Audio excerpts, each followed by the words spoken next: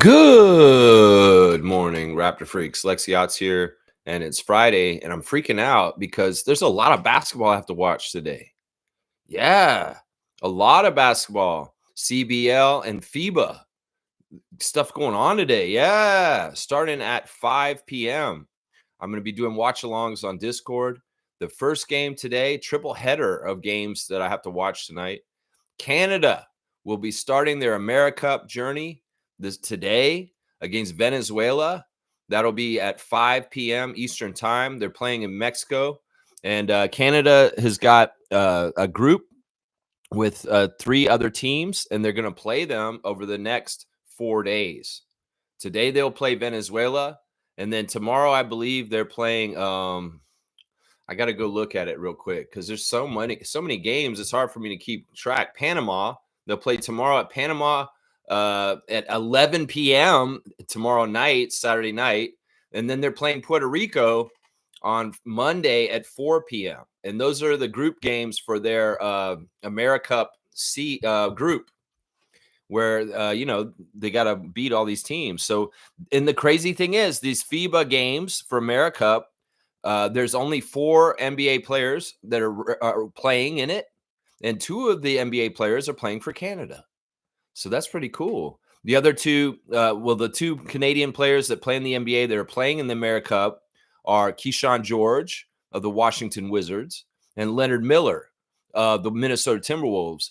And they are going to play Venezuela today at 5 p.m. If you're interested in watching Canada play Venezuela, I will be watching it on the Discord live. You can watch it with me. And then immediately after that, we've got the CBL semifinals, basically the Eastern and Western Conference Finals. And the first game, of course, is Scarborough versus Niagara. And then there'll be Calgary versus Winnipeg after that. So a triple header of basketball action tonight, starting around 5 p.m. And if you want to watch any of this basketball with me, I'll be watching it right on into the evening on our Discord. And there, the FIBA AmeriCup is coming up right now, today. And Canada will take the court tonight against Venezuela with Keyshawn George and Leonard Miller. The other 2 NBA players that playing in AmeriCup right now are David Garcia Jones of the San Antonio Spurs, two-way, who will be playing for Dominican Republic. And our guy, Grand Theft Alvarado, will be playing for Puerto Rico. Jose Alvarado also playing in AmeriCup. But those are the only 4 NBA players playing. Of course, the U.S., probably their best player that's closest to the NBA is Jamias Ramsey. They also have Langston Galloway on that team. So, it's going to be interesting to see how Canada does. The last time this tournament happened, one of the few NBA players that played in it was Delano Banton, who played for Canada, of course, when they did this tournament the last time. So, let's go Keyshawn George. Let's go Leonard Miller. Let's go Canada. And let's beat Venezuela tonight at 5 p.m. Eastern. They're playing somewhere in Mexico, I believe. I'm not totally sure. So, not only that, in FIBA action, they announced the groups for the Euro Cup over in Europe. And we have 2 Raptors involved in this tournament. And we got their seeding for who they're going to be in the same groups with. And I'll go look at the Euro Cup seeding. Group A is where we'll find Sandro Lukavicelli with Georgia. Georgia is in Group A, along with Denmark, Ukraine, and Spain. So they will be facing the Spanish team, which is the favorite of Group A and the the World Cup European qualifiers. So that's going to be tough. Spain's going to be a tough team to get by. Now, between Ukraine and Denmark, Georgia may be able to get the other spot to qualify. So it'll be interesting to see Sandro Mamu and the Georgian team in the Group A of the World Cup qualifiers. The other group that we are focused on is Group F, where our man Jakob and the Austrian team are grouped in that one. It's being considered one of the weaker groups overall. In some ways, the toughest team in there is Latvia, led by Kristaps Porzingis. And I'm not even sure if he's playing, but Latvia has been a pretty good team in the past. Poland is also in this group. Jeremy Sohan of the San Antonio Spurs is not going to be playing in this due to injury. He would be playing for Poland if he was healthy, but he will not be participating in this World Cup qualifier. Also, Netherlands, who come with Austria from the pre-qualifier, that they just went through is coming forward and being in this bracket with them also. So Austria and Jakob will have a chance to avenge some of the loss that they took to Netherlands once again, the 1 point loss in the Netherlands earlier. So I feel like, it really is, Latvia probably is the best team in this group. And then it's wide open between the other three teams, Poland, Austria, and Netherlands, to see who will get that second coming out of there. Because basically they half these groups into two groups going forward. I'll go over the other groups just real quick. Group B is the focus is Greece with Giannis Antetokounmpo. They've got Montenegro, Portugal, and also Romania in there, I believe. And Group C, Serbia is the powerhouse. They'll be seeing Alperen Sengun and the Turkey team, also Bosnia and Switzerland. Group D, the best team is probably Lithuania with the Lithuanian team, although Italy is in there also with them, and Great Britain, and also Iceland. That is the Group D. Group E is the group of evil, honestly. It's a creepy group. And in some ways, some people are saying, why is this team even in this tournament? In some ways, I should just gloss over it. It's the genocide country. The country committing genocide right now is in Group E, and along with Croatia, Germany, and Cyprus. And if you're talking about the powerhouse in that group, it's obviously Dennis Schroeder, Franz Wagner, and the German team. The German team. Croatia's not bad too. And yeah, fuck the other team that's in that group. Honestly, I don't even know why they consider it a part of Europe, because it is not a part of Europe. And honestly, their war criminal, Netanyahu, his country should not be represented in this tournament, honestly. Group G is got the powerhouse, the silver medalist from Paris last year, Paris, France. France in Group G is probably the top team there.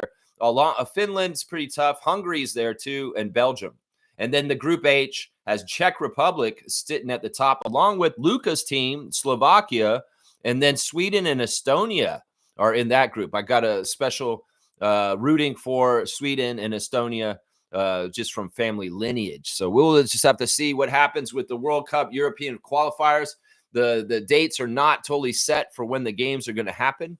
But when I have them, I'll be putting them up on the Discord, and we'll be watching those FIBA games also. So lots of basketball action in August here. In fact, they dropped the first Rico runs yesterday. Rico Hines dropping his first clip of Rico runs for the summer yesterday. It features Julius Randle and Patrick Beverly. I know. Patrick Beverly, who's I don't even know if he's in the league anymore or what's going on with that little pup as far as things, but he's in the new Rico Hines. No Raptors involved in the Rico runs in the first clip. So yeah, I don't know if any of them will show up, honestly. I don't think we show up for Rico runs anymore. It's a very much become more of a Philly thing since Rico's with Nick and on the Sixers. So yeah, lots of action. And then CBL, of course, tonight, the two big matchups tonight, Scarborough versus Niagara, and Winnipeg versus Calgary.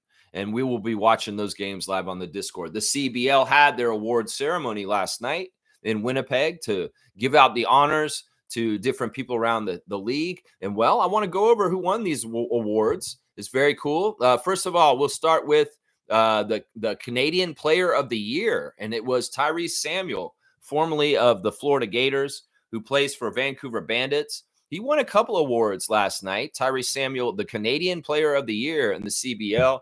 He also won Clutch Player of the Year for the CBL last night at the CBL Awards. Mitch Creek of the Vancouver Bandits also won a big award. He's the most valuable player of the CBL right now, Mitch Creek. So Vancouver had a really good year with their record, and they got rewarded for it with the two top honors in the league. The MVP is Mitch Creek, and the Canadian Player of the Year is Tyrese Samuel. The Coach of the Year is also the Vancouver Bandits coach, Kyle Julius, winning the Coach of the Year for the CBL last night. Defensive Player of the Year from the Calgary Surge. They gave it to the legacy player named Jameer Nelson Jr. He had a really good year of stealing the ball and just being a general pest. So Jameer Nelson Jr. is your CBL Defensive Player of the Year for 2025. Also, we got the Sixth Man of the Year. It is Ottawa Blackjacks Zane Waterman won the Sixth Man of the Year. They gave an officiating recognition award this year. to one of the officials. Carl Toulouse is the officiating recognition award this year. Developmental Player of the Year, Isaac Simon of the Saskatchewan Rattlers. Also, we've got our teams. First of all, we've got our all-Canadian team, and these are all Canadians, and the best Canadians are Tyrese Samuel, Simi Salou of Winnipeg Sea Bears, Sean Miller-Moore of Calgary Surge, Keon Ambrose Halton of the Edmonton Stingers, and then finally Quincy Guerrier of the Montreal Alliance, also formerly of Raptors 905, hopefully on Raptors 905 again this year, and also Team Canada, Quincy Guerrier. So Quincy Guerrier getting on the all-Canadian team with the Canadian MVP Tyrese Samuel. The all-CBL first team and second team has some representation from the Scarborough Shooting Stars. Donovan Williams made the first team all-CBL, along with Greg Brown, the third of the Calgary Surge. Javante Smart of Ottawa Blackjacks, also on the first team all-CBL. Sean East, the second of the Edmonton Stingers. And also Mitch Creek, the MVP, is on the first team all-CBL. The second team all-CBL is Jameer Nelson Jr. of Calgary, Khalil Ahmad of Niagara River Lions, Tyrese Samuel of the Vancouver Bandits, Simi Chitu of the Winnipeg Sea Bears, and finally Turquavion Smith of the Scarborough Shooting Stars, rounding out the second team for all CBL this year. So yeah, the award ceremony was last night. They do it just like the ESPYs, and they make a big deal out of it. And it's nice to see the recognition, lots of recognition for the Vancouver Bandits, even though they're not one of the four teams that are playing in the playoffs tonight. So yeah, good representation with Quincy Guerrier and the Scarborough Shooting Stars guys and Jameer Nelson Jr. So yeah, there's your CBL award show report from last night. So yeah, we're all about the FIBA and the CBL and the WNBA right now. That's right. Our WNBA playoffs have been fantastic. Let's check in on the chat. I see that Trucker Kaz is first in the chat this morning. Good morning, Lex from Raptor Free Crew. James is losing to Edmond in the WNBA fantasy. Yeah, I mean, listen, I think that James has not been keeping up with his team. I know James is in the chat and often, but I feel like James has not been taking care of his team. He just signed up, but he really kind of just let it run. And I mean, there's quite a few teams that are doing this. I mean, I think JP's team is like this also. Edmund's team is like this. There's a lot of us that are active, and we're having good results from it. But yeah, I'm not surprised. I mean, if James isn't going to change his lineup, well, Race Mode Daily is going to happen. Let's go check on the matchups and see where we're at right now in the games. Right now, as he said, yeah, James is losing by 80 points to We the Best Race Mode Daily. Also, Kareem has a great lead over Logical Raptors Fanatic. Mike's going to get eliminated in the first round because Full Ass is taking it fully to him. Also, in the matchup, there's a very tough matchup for Fiercely Salsera. MK, the two-time champion who went undefeated last season in our WNBA fantasy, is got a huge lead, 130-point lead over MK. It's going to be a tough climb to get there by Sunday. Trucker Kaz dominating his matchup also over JP. JP is a team that I don't think is actually playing right now, Kaz, just so you know. But yeah, you've got that in hand. You should get to the next round. It's going to be almost like a bye. And then the most competitive matchup is the one that I'm in with Cool Cat right now. And it's going back and forth. Right now, currently, I am beating her by 10 points, but it's so close. 10 points is nothing in this WNBA fantasy league. So yeah, Cool Cat, this has been a fun matchup going against you this week in the first round. The matchups for tonight's 3 games for the referees: Minnesota Lynx at Indiana Fever. Isaac Barnett is the crew chief. Randy Richardson and Jeff Wooten will be there also. Seattle Storm at Dallas will be Madge Forsberg in charge with Charles Watson and Kelly Broomfield. And Golden State Valkyries at Phoenix Mercury. Ashley Gloss, Ryan Sassano, and Tyler Merkovich is your ref report for WNBA action. That's right. We're doing FIBA. We're doing CBL. We're doing WNBA. Hey, we could talk some NBA too. This morning, Malik Beasley cleared of all gambling charges. Now, this is a problem. You know, the justice system in the United States is all upside down. They're protecting criminals and going after innocent people now. And, well, in some ways, I think that the problem with the Malik Beasley thing is there's not a presumption of innocence until proven guilty. And there's a problem with that. Now, this is something that with the gambling around the NBA is going to happen more and more. Now, the NBA Players Association, led by Fred VanVleet, the president, is saying that Jonte Porter was an isolated incident and that there's no indications that there's any other NBA players that are engaging in the kind of behavior that Jonte Porter did. And this is similar to the Tim Donaghy thing, where they were like, they really much said he's an isolated incident. He's one guy, and he's really just an idiot making us all look bad. And they wanted to make it seem like nobody else would be guilty of doing this. I'd like to think what the NBA Players Association is true, but I'm not stupid.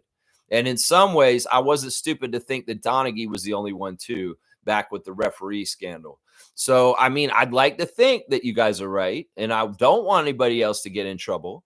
But in some ways, the problem here is once you've declared somebody as an investigated person, gambling allegations, you fucked up their career to a degree. And that's not fair to Malik Beasley.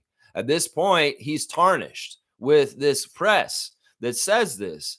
And it's not fair. In some ways, this could be weaponized to hurt people that are totally innocent by making allegations that are totally fabricated. And in some ways, the whole thing about innocent until proven guilty is very important in today's society. Trust me, very much important at this point. So yeah, it's sad because in some ways Malik Beasley's been cleared of wrongdoing. He didn't do anything wrong, but his name has been very much tarnished and dragged through the mud. And where is the repercussions for that? Is what I'm saying right here. Yeah. Trevor Jones is here, the Commissioner Fun. Trevor J, good morning to you, sir. God wants us to choose life because life comes with blessings. So he is calling on heaven and earth, the weakness, who we choose, life or bondage. Yee. Listen, there's going to be a lot of trying to be totalitarian and authoritative with the militarized police and law enforcement coming, and we need to be careful with this shit. Now, look. You don't want trouble, right? But we do want trouble because we don't have good trouble. This stuff is going to get out of hand and it's going to get more locked in ways that are not good for society in the long term. So in some ways, it's better to fight it now before it becomes established reality. And this is the thing. A lot of people can bow down and say, this is okay because they're not targeting me. They're targeting immigrants. They're targeting trans. They're targeting this. No, listen, they're going to target everybody at some point. And if it's not free for someone else, it's not free for you. That's the rules of freedom. And so in some ways, we do need to come and protect the weak and the subjugated and the people that are getting maligned and messed up in wrong ways right now. And that is the immigrants, especially the ones that are not criminals and that are doing just innocent lives here. And they're getting subjugated right now by ICE.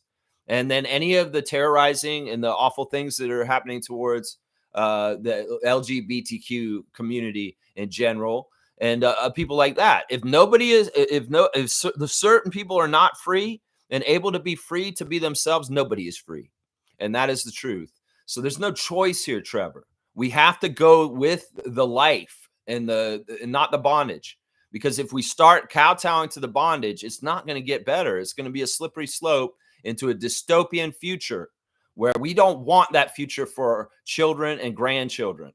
Seriously, because some of the choices that we make right now as a society will shape the next age. The next age. I'm not even talking about the next decade. I'm not even talking about the next few years. It's stupid for people to think that this will be cyclical and it can come back around. No, if power is ensconced and put into place and it does not want to leave and it puts itself in a certain way, it will change the history of humankind. And we need to fight it now before it establishes itself and anchors it into being the fabric of society and what it's going to be going forward. So this is the thing. It's easier to do it now than the future when people will just have it ingrained. This is just how it always has been.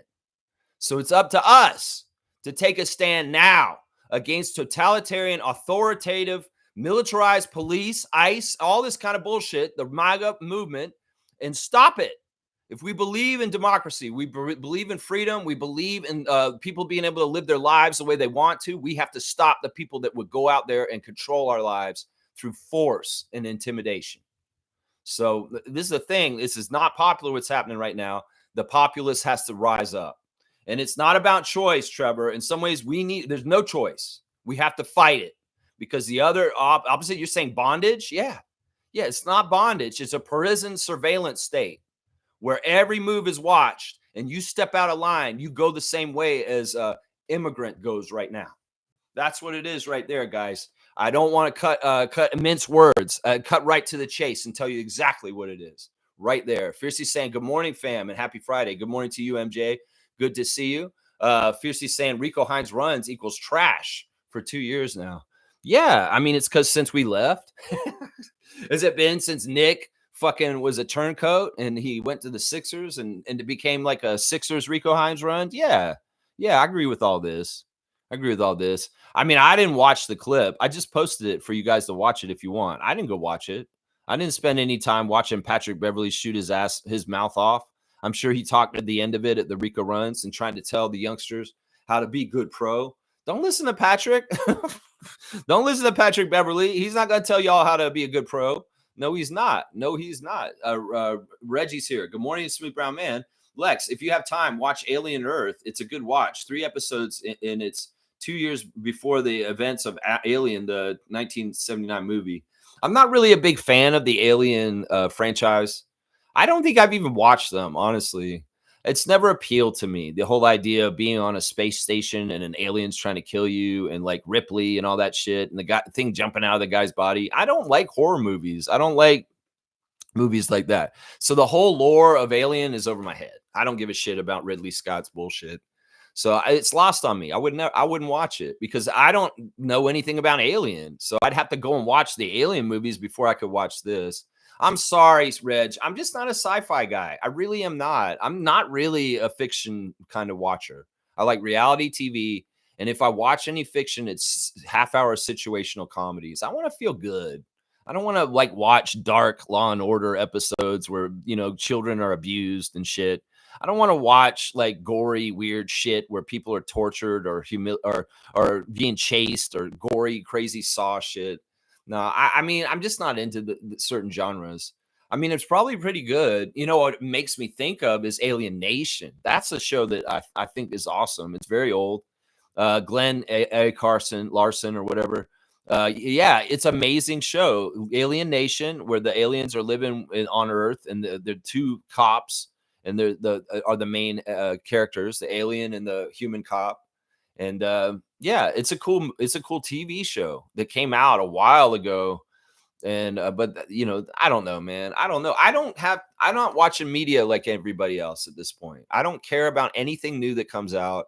I don't care about any of the Marvel movies. I don't give a shit about any of the Disney Plus shit. I don't give a shit about anything. Like, I honestly hate new media. I'm more comfortable watching 80s movies and shit from way back before, watching that stuff, than trying to watch anything new at this point. And everything's so rehashed too. It's like they can't think of any new ideas. So they got to make a prequel to the Alien thing. Why don't you make something completely original? Oh, it's because the ideas are running out or nobody has any originality anymore. I don't know. Sorry to be harsh on this. It's just I don't have time for this. I got to get in the yard. I got to do my show. I got to do other things. In some ways, I'm not binge watching anything at this point. Fiercely saying, yes, Zane Waterman, Blackjacks was extremely impactful. Yeah, 6th man of the year. 6th man of the year. Yeah, maybe I should check it out. I'll try to maybe watch it. I don't know. It's just I don't have no time. He's saying the show really feels like the 70s with a Blade Runner vibe. The writing is really well done. It's cool that they did like a period piece. I thought that was pretty good how they did Stranger Things and captured that era to a degree. It's crazy because people in new media try to talk about old media and they're crazy. Like, I don't know if you guys know who Minty is. Minty does a YouTube channel on movies, and he likes to talk about 10 things you didn't know about Ghostbusters. And he'll go and he'll research and he'll tell really crazy things about Ghostbusters. Well, Minty did an episode on the Star Trek, the original series, like the one with Shatner and Nimoy. And he said something so crazy to me. I was like, what the fuck are you saying, Minty? He said that, okay, this is what he said. And it was goofy. And I know it's just part of his speech, or maybe, I don't know if he's using AI or what the fuck was using for a speech, but he said that in the early Star Trek, the original episode in the 60s, the show wasn't getting enough views. And I'm like, what? No, that's not a term that was used in the 60s. Nobody fucking gauged TV shows by views. Views is something that I have on this YouTube channel. Views is something that came with YouTube, Minty. But there was never any concept of, oh, we got to get the views up for Star Trek, Desilu Studios, because it's not getting enough views. Nobody ever fucking said the term views in the 60s. Nobody said that shit even in the 2000s. Nobody said anything about views. It's just weird when new vernacular tries to get applied to old times. No. It's like viewership. It's like Nielsen's. It's like how many people are watching it, but nobody used the term views in that way. Do you guys understand what I'm saying? I think it's weird when we take new terms and apply them to old times where those terms were not existing at that time. Nobody ever talked about the views for Star Trek, the original series, because that's not the way people watched media at that time. It's kind of crazy, man, that he said that. I was like, whoa, what is this? What is this? Seymour's saying this. Greg Brown has the dunk of the year for the CBL. If you have time, check it out. And if you're not interested, cool. Nobody is forcing you, feeding you. I'm not talking to the host, Lex, on my second part of the message. It's all good. I mean, I'm sure it's probably pretty good. Maybe I should look at it. Let me go look at it real quick. Guys want me to do a live react to Greg Brown's dunk on CBL? Let me see. Let me see if I just put it into the search for YouTube. The Greg Brown dunk. It says right there. Let's see if it's got the right one. Come on. Was it in CBL? Because that don't look like it's in CBL. Crazy. Okay, I don't know if it's the exact right one. There's a ton of dunks here. So, yeah, I mean, it looks like he's had some crazy dunks. Like there's a dunk on there where he dunks on JaVale McGee. That's crazy. Cool Cat's here. Good morning, Raptor Freak crew. Good morning, TGIF. TGIF to you also, coach. Let's see. Palantir surveillance is already in action. Too late for that. They have all the U.S. data. Remember Doge.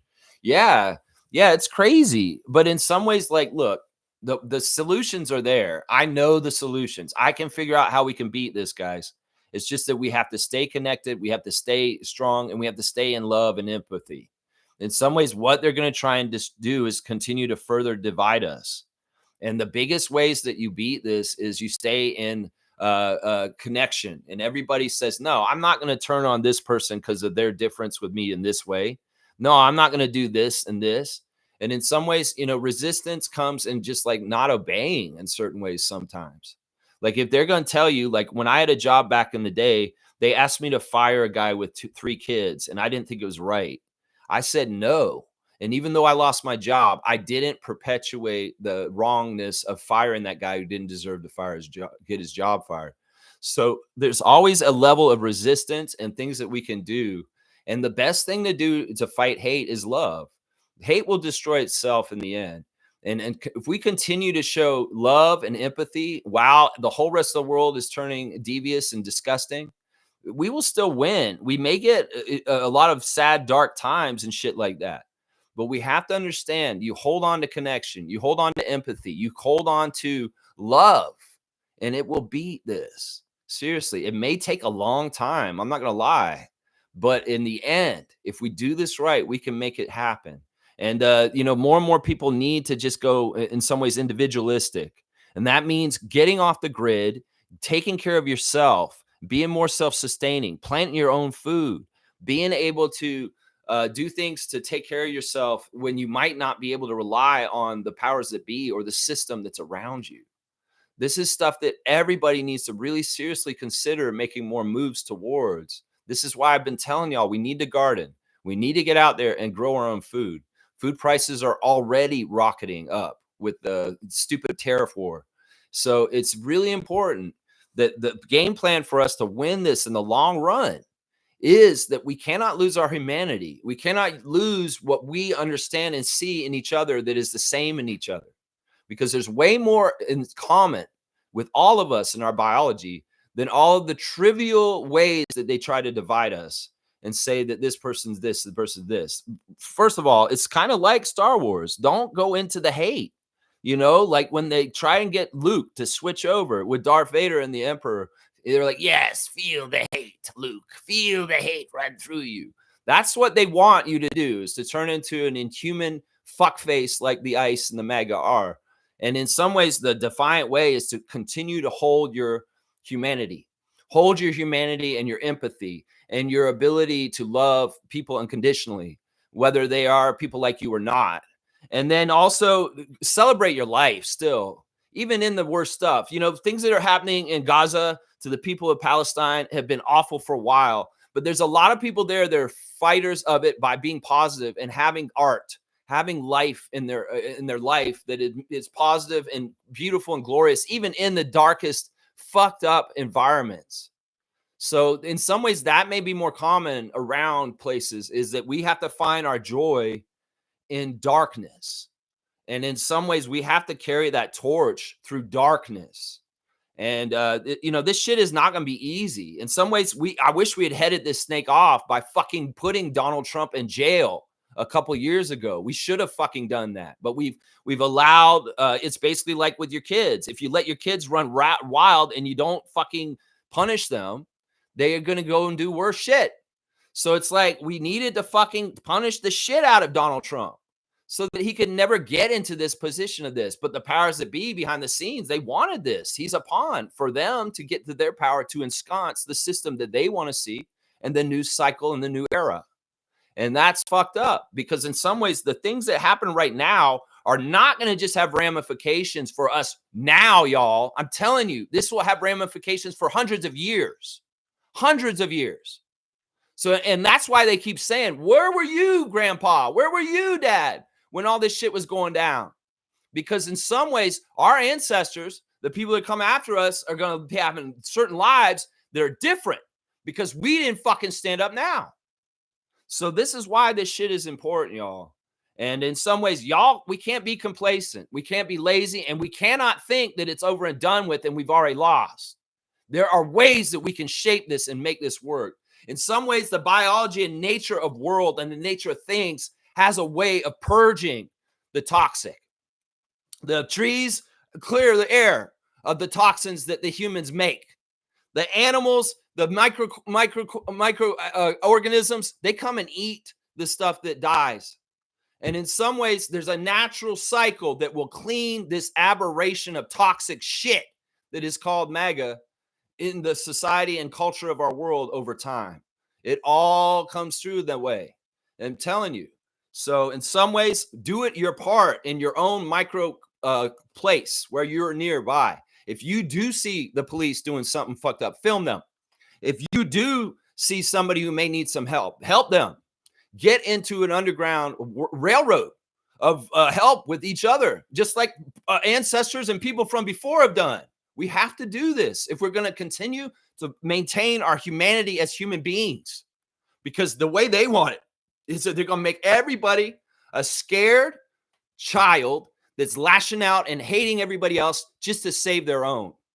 Because they know if you're disconnecting, you feel disenfranchised, and you're afraid of them, you will be easier to control. So don't be afraid of them either. Fuck them. It's the emperor in his new clothes. The man's walking naked. Laugh at his ass. He is a big fucking joke. And every time we humiliate him, every time South Park makes an episode, that is part of the fight. Because more and more the people laugh at him and laugh at who he is in reality, because that's who he is, who you see him in reality. He's not the boogeyman. He's not all this other shit. He's a fucking joke. He's a fucking joke. That takes his power away, y'all. So there's a lot to this. Now, you may have a specific role or skill that you can do to help. And mine is to talk about this right now like this, so that I can put it all in simple terms. Some people's skills are going to be different. And you'll know your moment when it comes to you, what you should do in that moment, because the angel and the devil will be sitting on your shoulders, just like a lot of decisions you make in your life. And it's going to be up to you whether you choose the angel and humanity and goodness and empathy and love and light, or you go to the dark side because you're afraid, because you're a fucking wuss, because you fucking kowtowed, because you wanted to lick the boot after all. That's going to be the difference right there. This is not popular, what they're doing. They're manufacturing bullshit to make it seem like it's popular.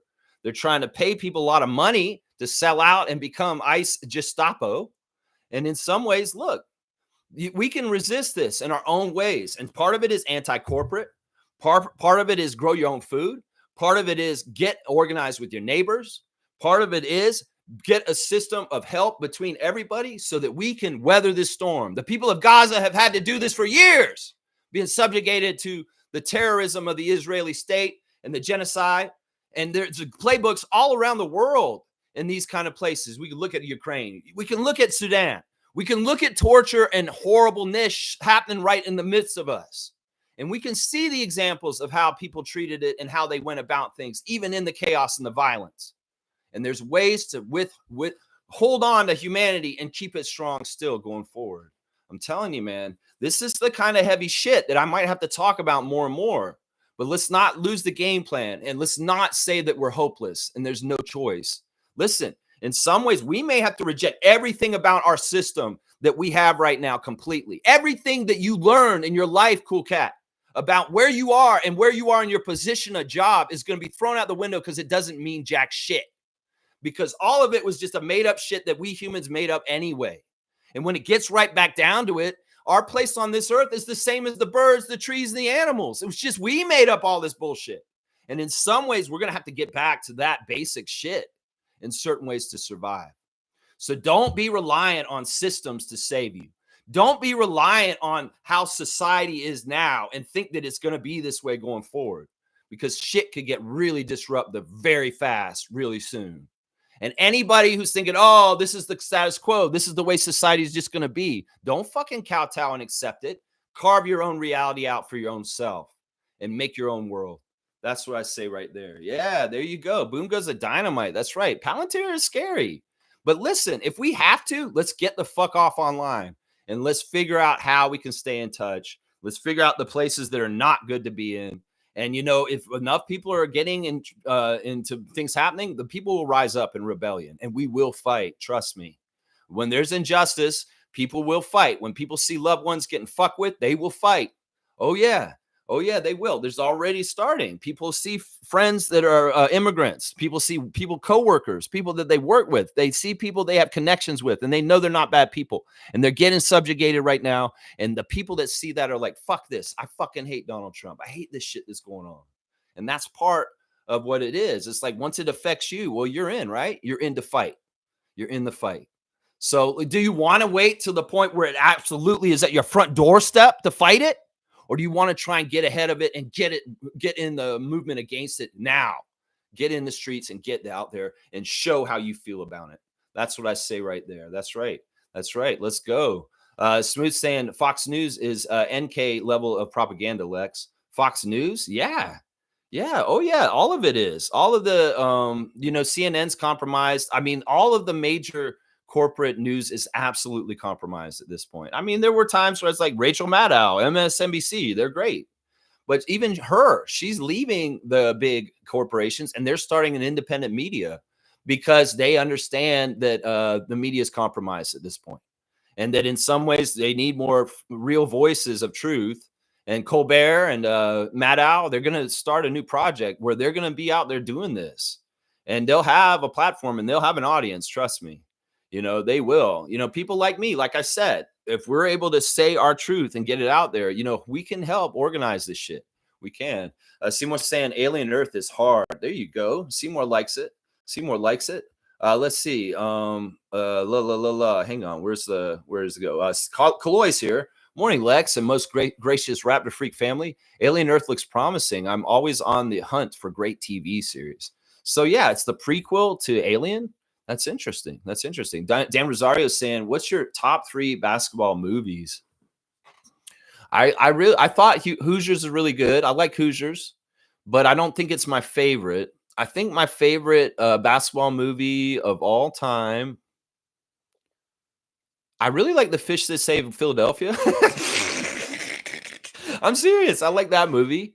Also, White Man Can't Jump is really good too. I don't know. I don't know. I don't really. I mean, I also liked Basketball Diaries with Leonardo, even though that movie's not totally like it's a basketball movie, but it's kind of not totally a basketball movie. It's about a writer. Yeah, those are maybe a few right there that I named.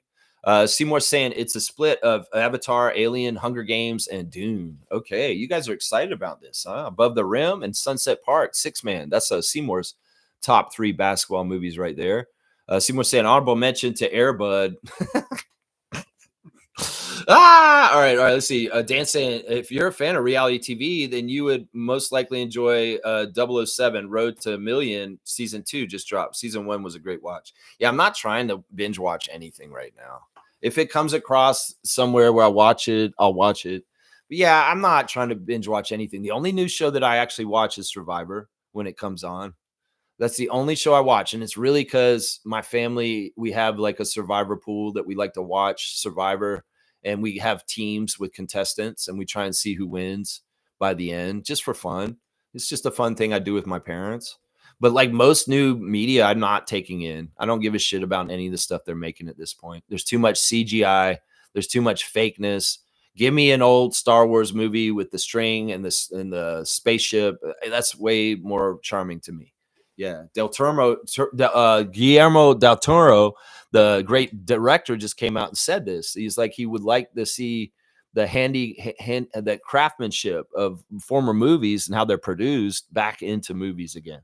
That the CGI era is just really cold and annoying and just kind of lacking heart.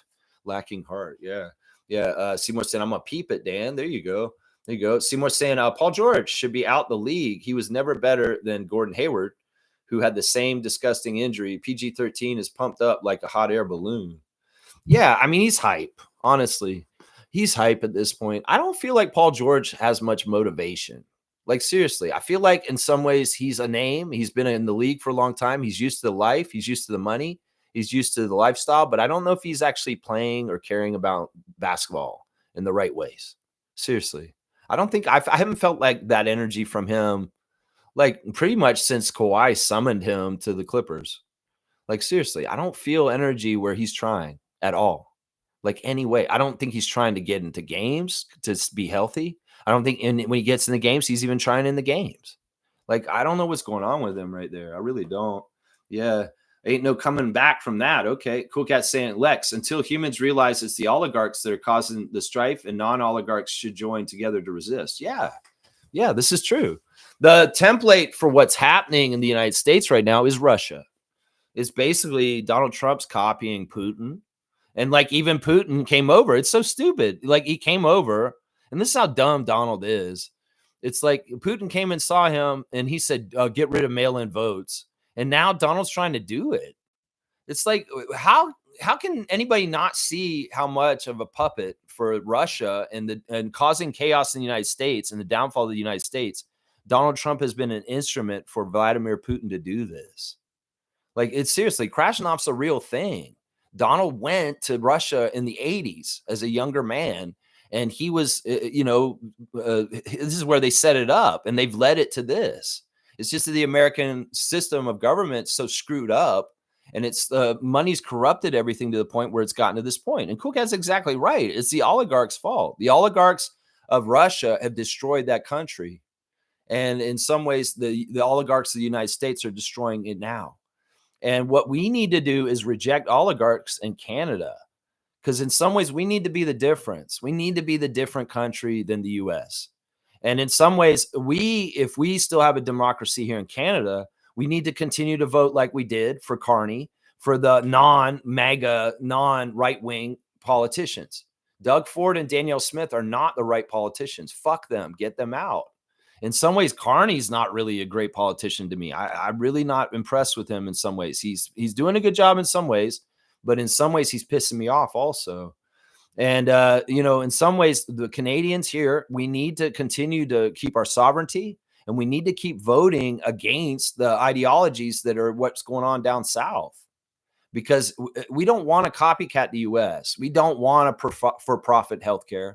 We don't want to run roughshod over our environment just for a few very temporary dollars, for like ruining a tranquil, pristine environment that's been built for hundreds of years for temporary profit that's squandered anyway by idiots.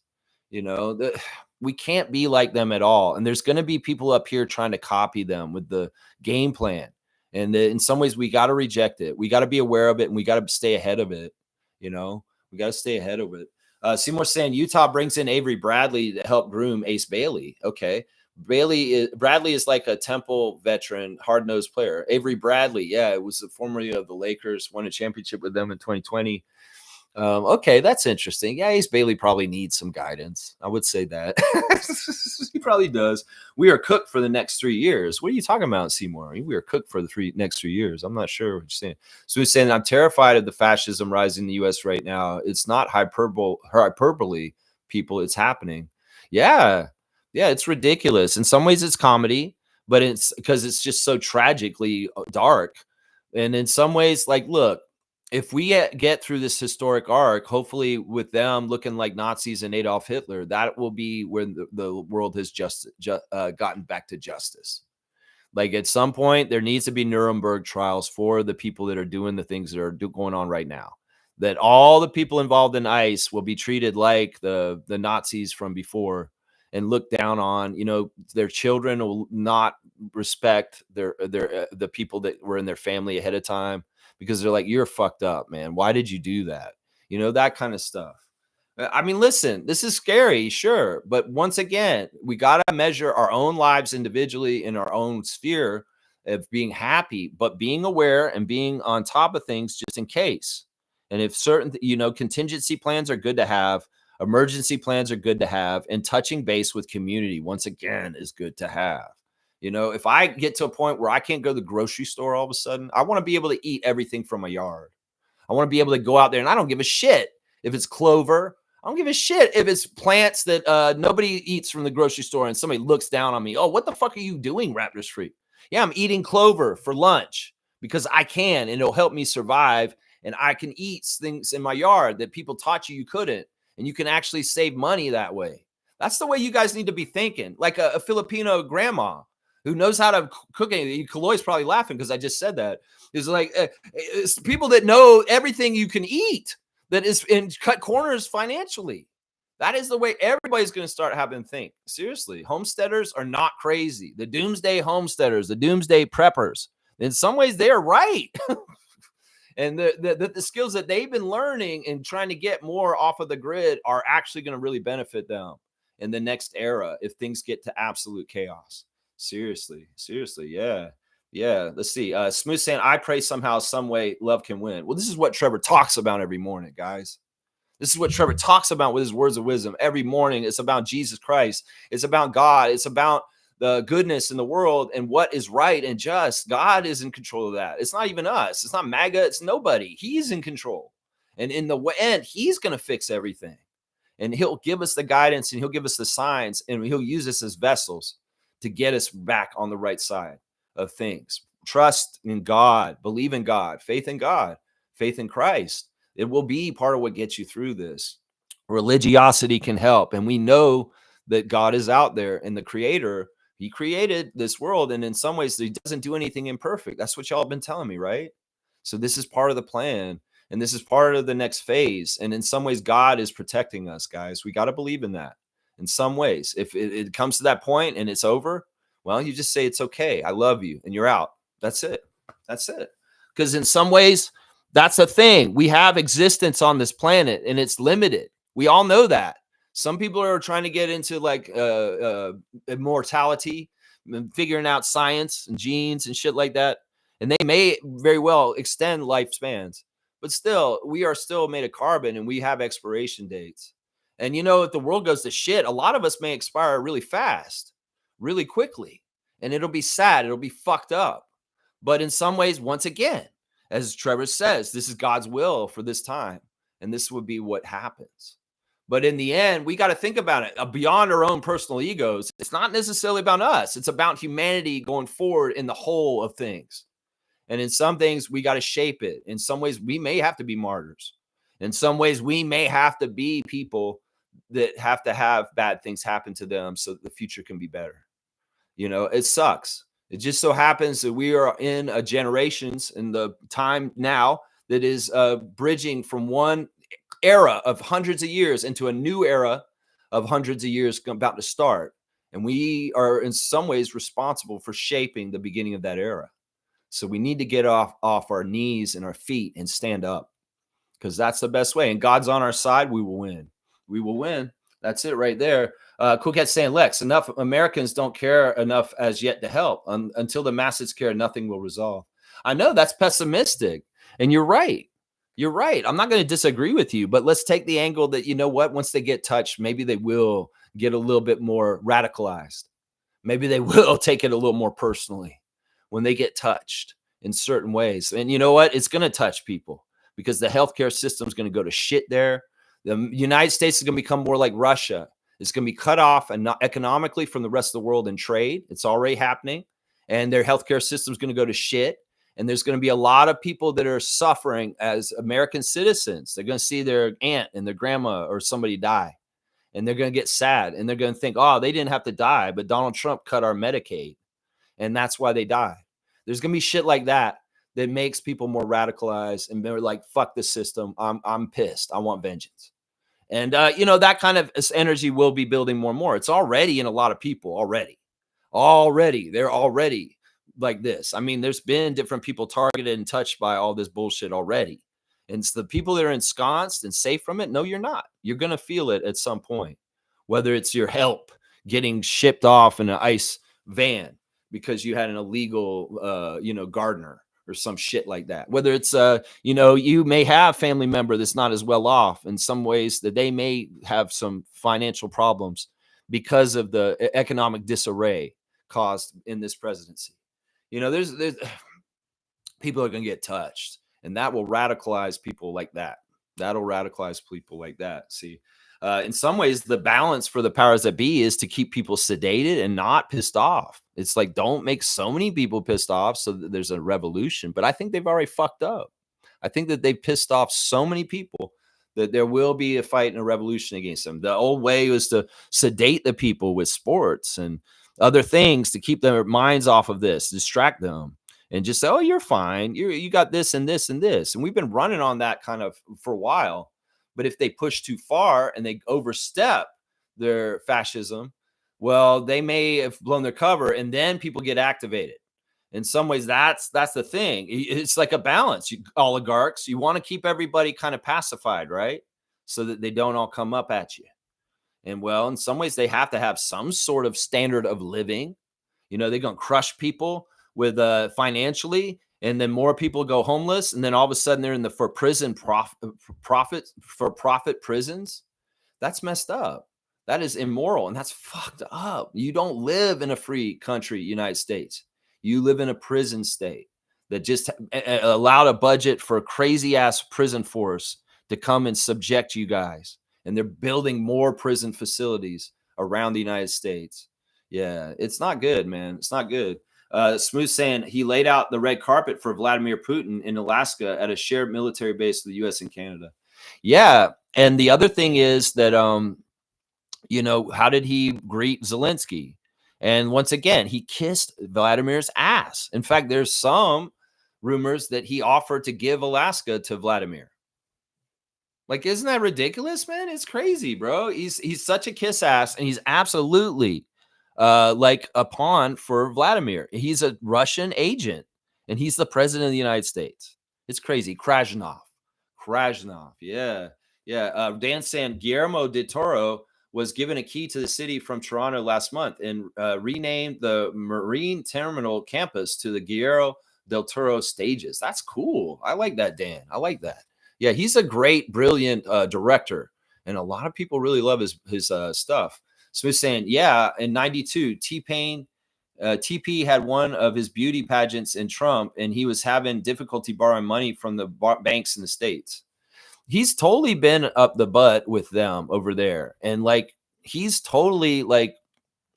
There's a lot of documentation of this. Obviously, for years we were saying he went to Epstein's Island. I mean, people were saying that all along. Certain people didn't want to hear that, even though there's so much documented evidence. And honestly, I think it's true what whatchamacallit was saying. Hunter Biden. Hunter Biden came out and said that Jeffrey Epstein introduced Donald Trump to Melania. That the way that Donald Trump met his current wife was through Jeffrey. That Melania was a young woman that was in Jeffrey's kind of cabal of young, attractive women that he was doing. And that's where Donald found Melania. And Hunter Biden said this, and Melania got mad and said, I'm going to sue you for saying that. But Hunter said, fucking sue me. It's the truth. So it's like, it's crazy here, man. It's crazy, bro. It's crazy. All right, let's keep going. James is saying rich want to keep the people broke and sick for control. Yeah, it's easier to control people that aren't well fed, aren't well educated, and are too busy trying to make ends meet. And in some ways, that's why if you have privilege in those departments and you're able to say something about it, that's why you do it. That's why you do it, you know? And, different people are going to feel the squeezes in different ways. And that's why community will work. Community is a safety net. And honestly, the other thing we can do, this is an interesting strategy. And you guys really need to seriously listen to me because this works. And it's worked throughout the history of time. All right, back in the day in the Roman Empire, if there was an unjust emperor who was not good for the people, you know what they did? And this always worked. They would leave that city where the emperor was.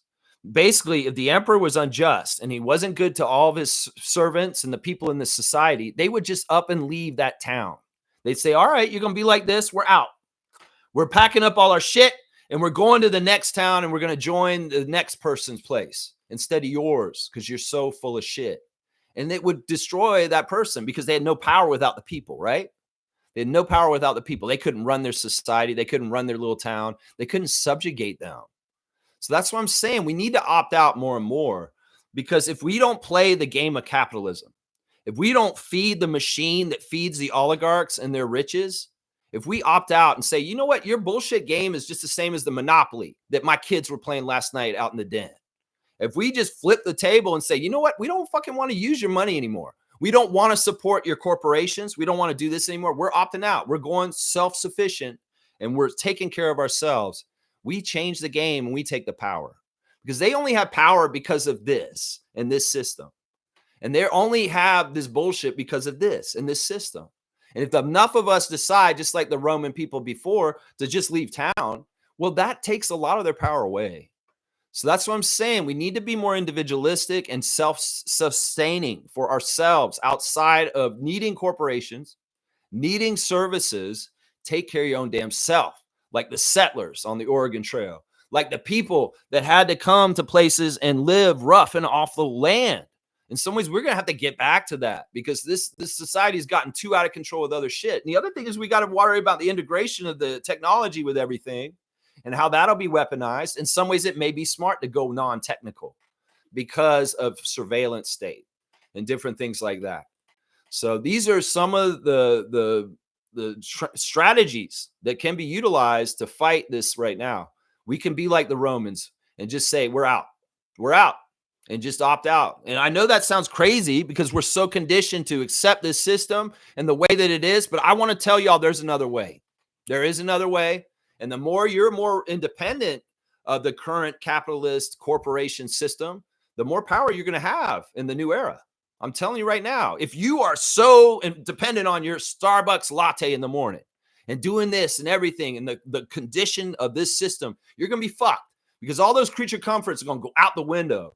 And in some ways, you need to just fucking get down to the basics of necessity and what you need to survive to live and be all right.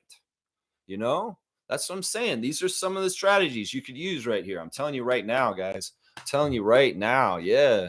Yeah, let's see. Isaac's saying 150 Canadians were abducted by ICE.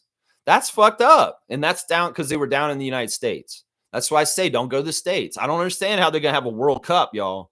I don't understand how they're going to have Olympics. This is fucked up, man. Seriously, I don't understand this. Smooth's saying, doesn't Canada have a stake in the Arctic as well? Oh, for sure. The Arctic is a lot of our land. See, part of it is that the United States wants to build a golden dome. And in some ways, they want more permission to fly their planes over our country. Does this sound like a good idea? No. So in some ways, I'm imploring Prime Minister Carney to stay tough and say, you know what, we're good. We are independent in our airspace and trying to protect it. If you really want to fly around up in the air Arctic, where it's kind of shared with Russia, in different ways. Sure, we've been doing that already, but we don't need you flying over the middle of Canada for us. That don't sound like a good idea, right? In some ways, Trump is trying to be a bully, and he may be talking to Carney in ways like, you know what, if you don't do this, we could just take you or something like that. There's all kinds of bullshit that could be said in these boardrooms that we don't hear, you know? And in some ways, Carney's got to balance protecting our sovereignty from a madman and his bullshit with, different things. So, there's a lot at stake here. Yeah. Smooth saying, I think Melania was an escort. Yeah, oh, totally. She was a Russian, like a model who she's not Russian, but she's like Slovakian or something like that. She's somewhere around there. Yeah. And she was definitely a high priced prostitute. I'll say that right here. Yeah. I'm sure she was a prostitute at some point. Seriously. James is saying Amish people can survive if things go wrong. They live off the land and help each other. Exactly. You need to go and deal with them. Seriously, they may have been right in some ways all along. They've been denying technology for a long time. They're like, no, TV, thanks. No, I don't need to watch Three's Company. Thank you. I'm just churn some butter over here and get in my carriage. Yeah, in some ways, there are lifestyles and things that certain groups are already doing that are very beneficial and helpful for us to know. I mean, think about it. If they really wanted to teach people correctly in school, they teach you how to manage money, first of all, so that you don't get in debt. They teach you how to grow your own food. They teach you all kinds of stuff. They really wanted you to be more for yourself. But no, education's set up a certain way that they teach you to obey. That's what they want in education. They want to break your spirit, if you're a free spirit, and make sure that you'll kowtow to them in ways that they want you to. That's what they teach in school. If they really want to teach things right, they teach kids how to be self-sufficient and take care of themselves. But they don't do that, do they? Isaac's saying we need to invest in cooperative models of life. Exactly. We don't need a perfect system in place in order to transition away from capitalism. People clearly have collective power. Look at the flight attendants. People over profits is a number game. Yeah. Yeah. And that's the thing. As long as they keep people divided enough in certain ways, then it'll feel like, no, nobody's together. But honestly, when things shit hit the fan, the right people will be on the right side with the right people. And, that's the whole thing. But Isaac's exactly right. We need to cultivate and establish more cooperative models of life between community and grassroots level. And the more we do this, farmers markets are fantastic. Sharing food. Like my neighbor, she's so good at growing stuff. And she may grow too many green beans. And she comes over and she gives me some green beans, stuff like that. That is the way we can do this. The Black community in a lot of ways has done a lot of like helping cover up for different things in different ways to help through hardships and subjugation, in different eras. We can talk about it. We can go all the way back to slavery and talk about how, people that were subjugated to that had to have certain systems to keep their humanity and to try to keep their humanity as much as possible and keep joy and keep heritage and who they were and not lose sight through the dehumanizing system of slavery. The civil rights movement's a whole different time of community and grassroots building to be able to have a network to fight for the things that are right. And, this is just a new transition, and this is a new era, and we need to be cognizant of this and understanding that we all can have a part in this. And in some ways, like I've said on this channel before, there's going to be a time where we have to choose whether you're for people or for this. And this is that time. We're coming towards it. We're coming towards it more and more, faster. That's right. They say, some people are saying 2027 is a very pivotal year in certain ways. That 2027, a lot of things are going to be where things really change, really, really change. And we're in like a weird two-year period that's kind of the middle between the old and the new. And the new will be here in 2027, guys. And we need to be ready for it. And that's why I say get your training and get your survivor skills and get these kind of things ready now. Get them ready now. That's right. Let's see. Yeah, it's a numbers game. All right. I really went political today, but in some ways I feel like this is absolutely necessary to educate and inform and give give you guys ideas. And also to give you hope. Seriously, don't say that there's no hope. Seriously, there are ways we can fix this. And I do truly believe that the power of God will fix everything in the end, ultimately, even if we do not see it ourselves in our lifetime. I will say that right now. So yeah, it's fucked up, man. It is. It's fucked up. All right, let me see what my tabs are telling me to do next, guys. Let's do the straight goods on Canadian goods real quick, since we're a little political right now. Guys, there's a cola company out of Quebec called Bec Cola. Have you ever heard of Bec Cola? BEC? Well, it's an all natural cola with no preservatives or additives. It's really cool. Like they make it based from maple syrup. And they did it, and they did such a good job with it that Coca-Cola copied them and made a maple Coke afterwards. But guys, if you get Bec Cola, it's a great alternative to buying Coke products. Fuck Coca-Cola. Coca-Cola supports the genocide that's going on in Gaza. And in some ways, you guys need to reject the big corporate giants. Seriously, go buy the smaller stuff. Go, in some ways, if we want to get off capitalism, maybe we're haggling. Maybe we're doing trades for services or goods for goods, and the money's not even involved. There's all kinds of different ways we can get around the current system the way it is and all the built up bullshit that has to do with it. The rat race of, oh, you need this and this in your life to be happy. Bullshit. They told you that to go to Walmart and make you spend money. So, yeah, Bec Cola is a great Canadian, 10 out of 10 Canada score, artesian cola, BEC, cola, Bec Cola, instead of Coca-Cola. There you go. There you go. Let's see what's going on the Instagram stories. Let's check in with our Raptors on Instagram. Do I have an Instagram stories up? Where is it? There it is. AJ Lawson's at the OVO Center putting in work. I guess who is that he's with? Is some guy named Sacred Sevens? I don't know who that guy is, but yeah, AJ's in the gym putting in work, wearing the Raptors shirt. He's at the Wingstop event somewhere. He's in the building. Where is that? And then he's got a picture of him in action on the court. Serge Ibaka went to a concert last night, and he was at 242 Independence Day. Looks like he's probably over in Africa, and he was maybe appearing on a show for somebody else as a musical artist. Pretty cool. Eric Smith of the Fan 590 is putting Emmanuel Quickley's basketball camp on blast. It's for 8 to 16-year-olds. It's September 20th at the TMU, Toronto Metropolitan University. And NBA star Emmanuel Quickley will headline his first camp for the youth at TMU. Ages 8 to 16 are invited. This is a co-gender camp.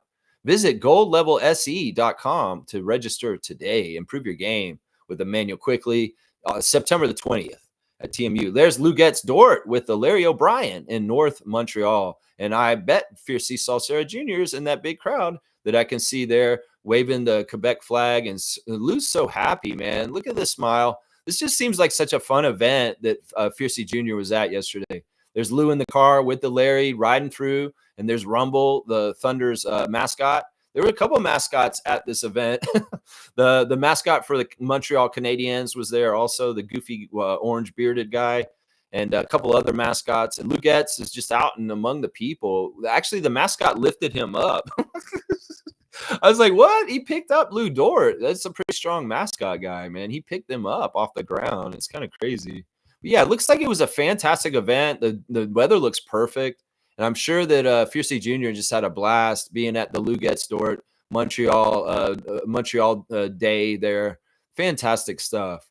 Fantastic stuff. I love seeing all the joy and the happiness. That's right. Cherish the joy and the happiness, guys, and find it where you can. Find it where you can. That's right.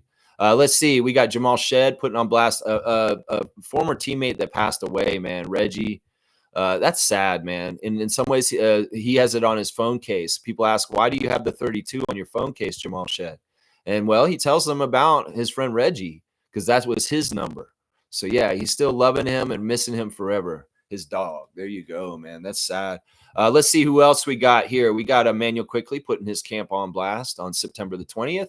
And there he is doing an interview, talking at the other camp that he did recently at Maryland. Lloyd is at a Carolina Panthers NFL game last night. What about Lloyd? Why not, Lloyd? Go to the Carolina Panthers game because we know that Lloyd goes to school around Carolina and he's there often. Savannah Hamilton was at the Wingstop place that AJ Lawson was around. It's a basketball tournament, a Wingstop basketball tournament. And she's taken in the action. I guess AJ was there also. There she is in the crowd with some friends talking. And there's a new Cinderella Stories out, guys. Just dropped yesterday. So check out Ashley and Savannah on the Cinderella Stories podcast, highlighting women's sports around Toronto and in Canada. I love it. CBL with all the different winners from last night. Here's the game for tonight at 5 p.m.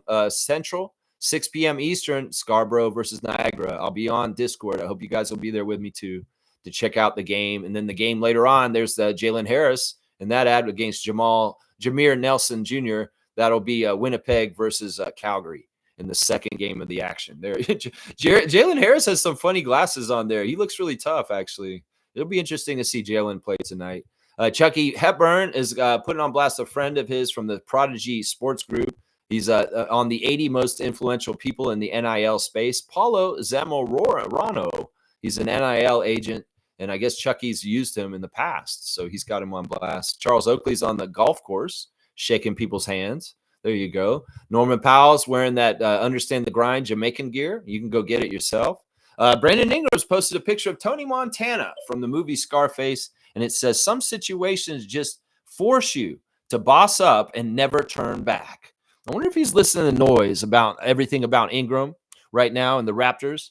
And, well, maybe he's bossing up because he's coming in and he's going to say hello to my little friend, and he's going to bury them like cockroaches because he's about to mess this league up. Also, Brandon's words of wisdom is accept people as they are, but place people where they belong. There you go. I like that. He's also given love to Paige Bookers for her 44-point game the other night on 17 of 21 shooting, 6 of 6 of the free throw line, 81% from the field. Wow. 4 for 4 from 3. Wow, Paige. Wow. Mobo's got a highlight of him getting a basket. Like the ball never stopped moving last season. Yeah, his assist that he made to Oshai. Very cool. Yeah, because they were putting on blast the top assist makers for the Raptors last season on the official Raptors at Min. Jacoby Walters got a new clip out with Sam Miam, where it's like highlights from his rookie year in summer league and stuff like that. Jacoby showing his life and his documentation with Sam Ann is his documentator. Yeah, that's not the right word. Slim Duck, Chris Boucher saying everybody a gangster until this song plays. It's like a slow jam love song from the 90s. And there's Chris on a boat. Once again, he's been on a boat all week playing the dominoes. Evan Gilliard II's ready for tonight. He's ready to play some CBL playoff action. And Arish Shamshe is celebrating that Cameroon has qualified for the semifinals of Afro Basket. So there you go. There's your Instagram stories. Cool stuff there. Emmanuel Quickly basketball camp coming up September 20th. Y'all check it out if you want to, man. Check it out. Wayne's here. Good to see Sergeant Wayne. Morning, Raptor Freaks. Dislike all the current yapping about RJ. Who's this Jake Fisher? Is he credible? He's been yapping a lot. Well, we remember Jake Fisher because he started a lot of the OG bullshit a couple of years ago. Like way before OG got traded to New York, Jake Fisher was talking about trading OG to New York like in 2021 or something crazy. Like he's been making up bullshit rumors about us for a couple years now. He was a big part of the Scotty for Kevin Durant trade rumors that were a couple summers ago. So yeah, Jake Fisher, I've linked him to being a Nets fan. He's from New York City, and his personal proclivities in the league are for New York teams. And I'm pretty sure he favors the Nets the best. Like he loves the Nets. So he's a Nets fan who's a journalist. And in some ways, he props up the Nets and he puts down the Raptors because, well, we said fuck Brooklyn. And in some ways, yeah, fuck Jake Fisher. So, I mean, when you know who he is and what he's all about, it kind of fills in the blanks, Wayne. And that's it right there. He's been doing these kind of rumors to us for years now. This is just the latest one. He's just doing it with RJ now. He's done it with Scotty. He's done it with OG in the past. He even made rumors up about Pascal at certain points too. I think he's made up rumors recently in the last few years about Jakob too. So this is the common par for the course with Jake Fisher, piece of shit. 2-finger salute for him and Ed Rogers III. There you go. Fiercely saying my daughter was so happy to attend Lugette's Dort's parade in North Montreal yesterday. Fantastic. Those are great memories. Those are great, great memories. And you know what? She needs to see that kind of success so she can aim for it herself. That's right.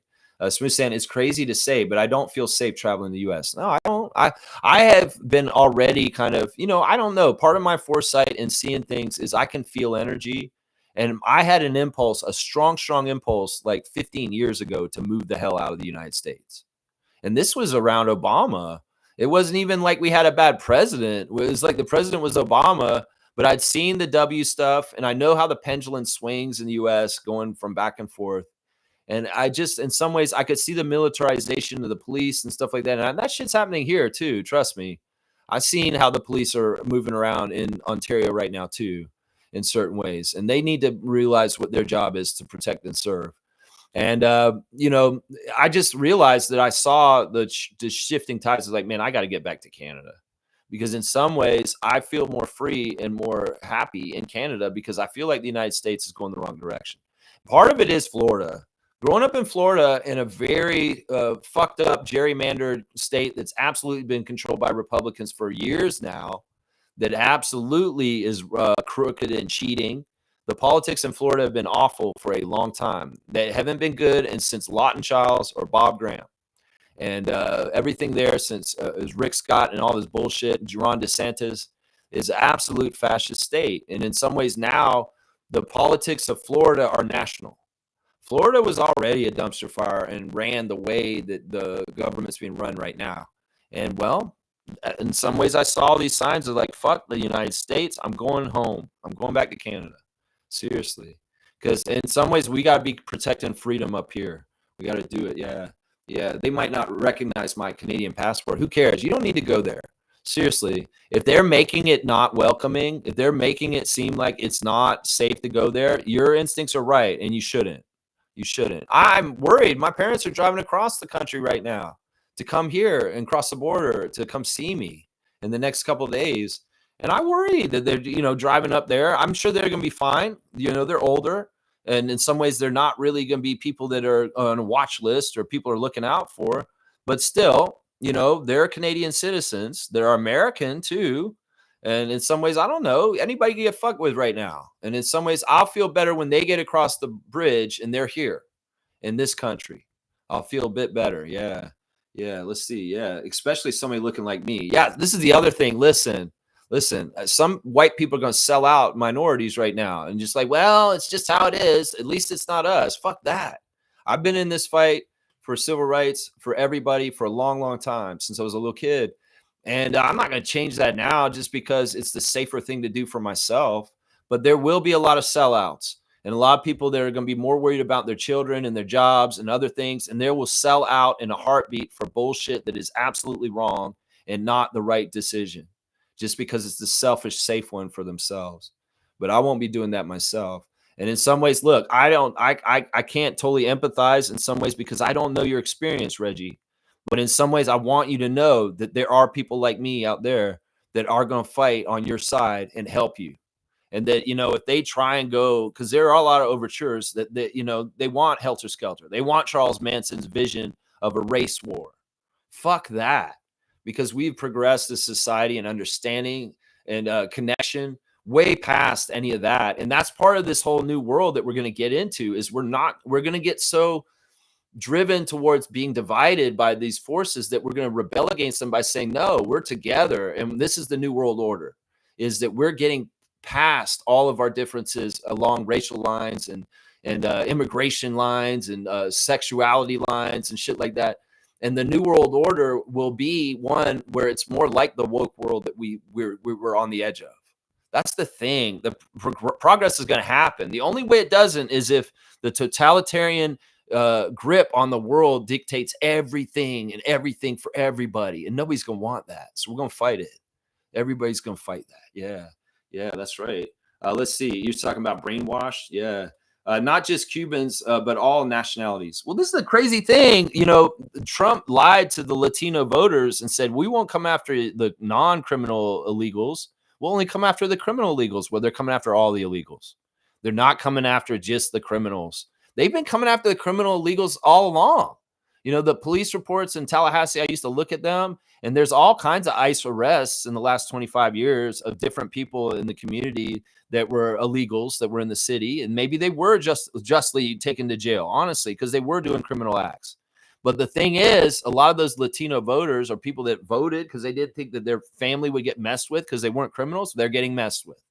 And they're finding that they got stabbed in the back by Donald Trump, because it's like he's not just going after criminals. He's going after anybody who does not have status here in the United States. And the other thing is, he's like, he really does want a white nationalist, white supremacist nationalist Christian nation. And they're talking crazy shit like they don't want women to vote anymore. They're talking some crazy ass shit down there right now. And well, that's the thing. Diversity and strength is the thing that's going to beat this. That's the craziest thing. The thing that they hate is that one of the things that's actually going to beat them. And that's fantastic. That's the way it should be. Yeah. All right. Let me keep going. Let's do Raptors Reddit reactions real quick. They brought up something that Dennis said, guys, and this is a little controversial. Once again, Dennis Schroeder is a very much an open voice of truth. And in some ways, he gets a lot of backlash. And some people get mad at him because he says things, he just calls it like it is. And this is what Dennis is saying right now. It's a great honor, but for me, it will never be the same as for Dirk. I will never receive the same love in this country because I am dark-skinned. Now, this is what's going on. Dennis is playing for Germany right now. Dennis is the MVP of the last World Cup, FIBA World Cup. He was the MVP. Germany won. Dennis led them to that. This is an epic thing. We loved it. It was right before he joined the Raptors. And Dennis, he really is, like, in some ways equal to Dirk as far as German national team accomplishments. But this is just true. And in some ways, there's a lot of conditioning in Europe and old Europe in certain ways. There are going to be racists and stuff like that. And that's all. Dennis is just calling out the truth about the situation, that some people will be prejudiced. And in some ways, he will not get the same adulation as Dirk Nowitzki in the country of Germany. And that's just true. But some people get really mad at him and say, why you got to bring up race? Why you got to bring up this? Well, this pertains to the situation.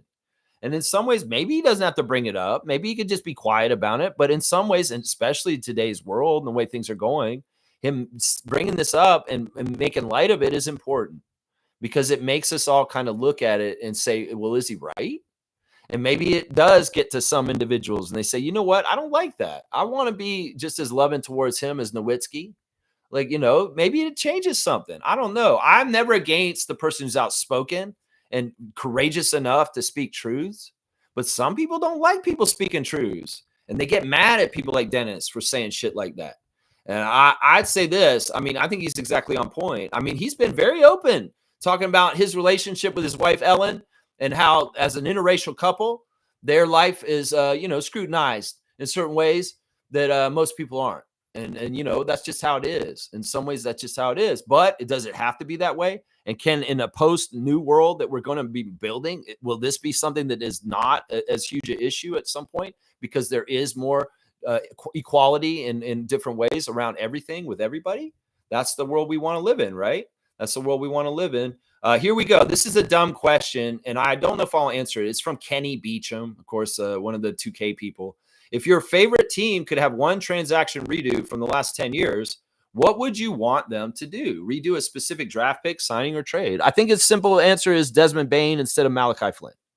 I think if you really wanted to make one change in the last 10 years of the Raptors, I would switch Desmond Bane as the draft pick instead of Malachi Flynn in 2020.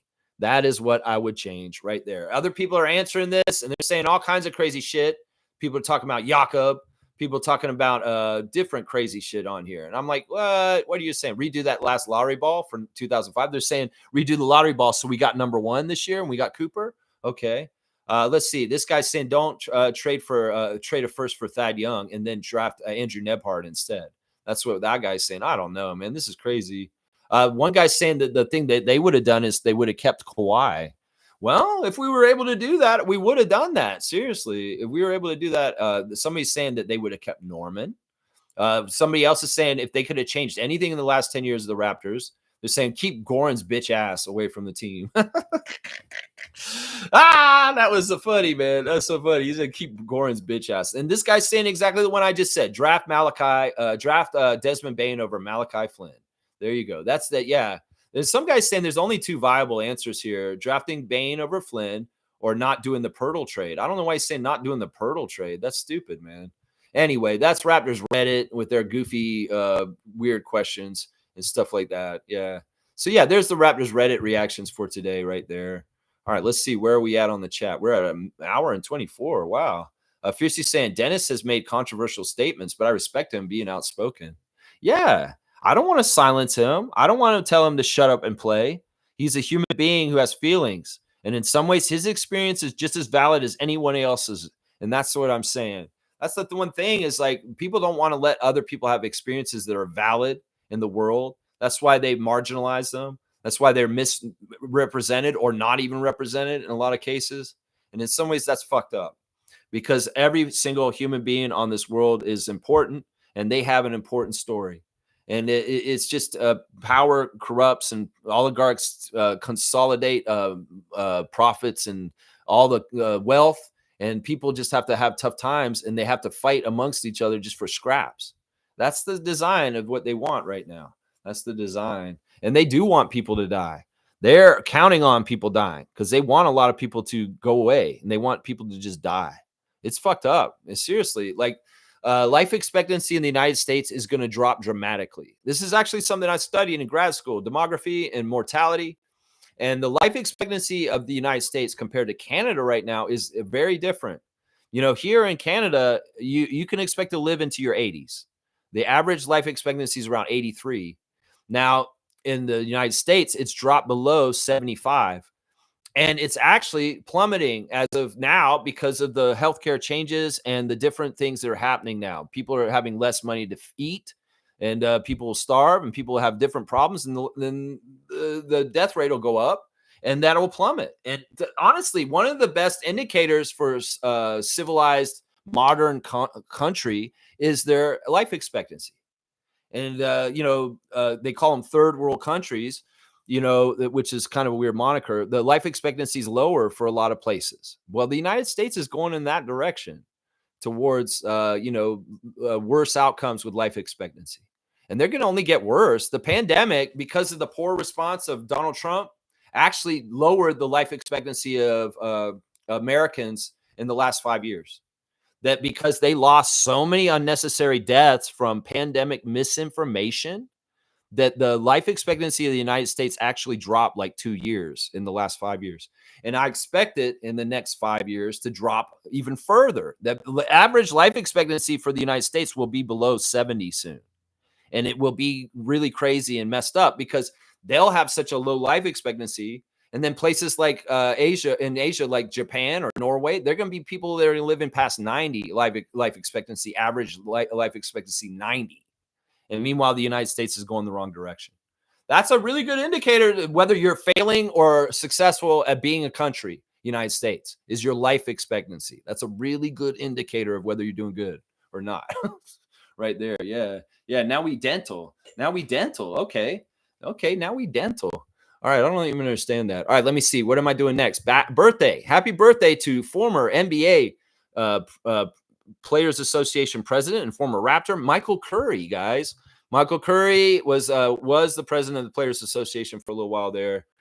He's also been a head coach of the Pistons at a certain point. He last worked for Vanderbilt under Jerry Stackhouse as an assistant coach, and he hasn't worked since 2004. So I'm not sure exactly what he's doing. Of course, Michael Curry played for the Raptors in 2003, 2004. And he was an okay player for us at that time. He played in 15 games started, 70 games overall, and he averaged just about 3 points. So he's kind of near the end of his career. But yeah, happy birthday to Michael Curry, who's 57 today. Former Raptor Michael Curry, former labor leader in the NBA, Michael Curry. All right, let's do the classic card. Let's go ahead. Maybe we get done a little early today. Like I said, guys, we have a triple header tonight. And we got a lot of hang on, let me get something real quick. We got 3 basketball games to watch. We got Canada versus Venezuela, Scarborough versus Niagara, and Calgary versus Winnipeg. And I'll be watching all those games live on Discord tonight, and you can watch them with me. And in fact, you can watch them through the stream. All right, guys, we got another one of these team cards, so be ready. We've got some time, so we're going to go ahead and do another team card. And it looks like there's 1, 2, 3, 4, 5, 6, 7, 8, 9, 10, 11, 12. There's 12 names on the team card today. So there's 11 players and a coach. And it's going to be from the year 1990. And I want you guys to give me the full name answers. All right, hang on a sec.